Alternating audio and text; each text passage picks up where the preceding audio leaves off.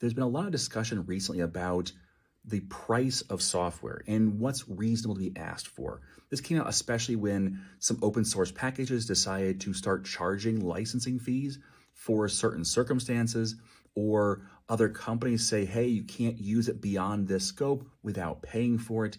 And a lot of times in the software development community, we get confused because on one hand, I highly encourage companies to have a free version.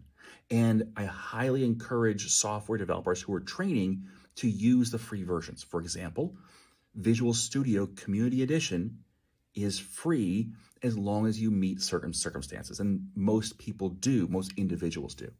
And I actually teach on that in my videos because I want to show people you can do these things for free. It's the same with VS Code with a C# Dev Kit plugin. You have to get a license for it, but that license is the same as the Community Edition where it's free.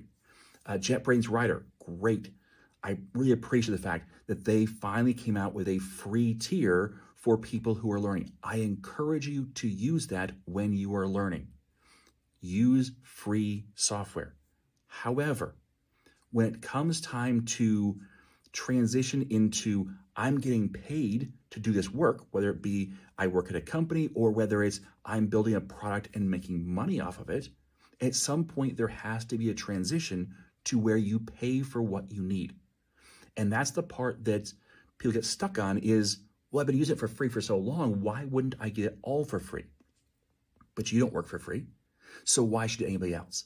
And in fact, if we want the best tools, if we want the tools that are continually updated, that do a great job, we need to expect to pay for them.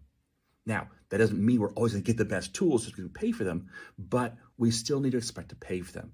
So you look at software development tooling, you need to think about that in scope of what you're doing with it. Because things like $50 per user per year is laughably cheap in the business world. So be careful to separate between what I'm doing for free to learn and what I'm doing because I'm getting paid for it or because I'm working towards getting paid for it as a business.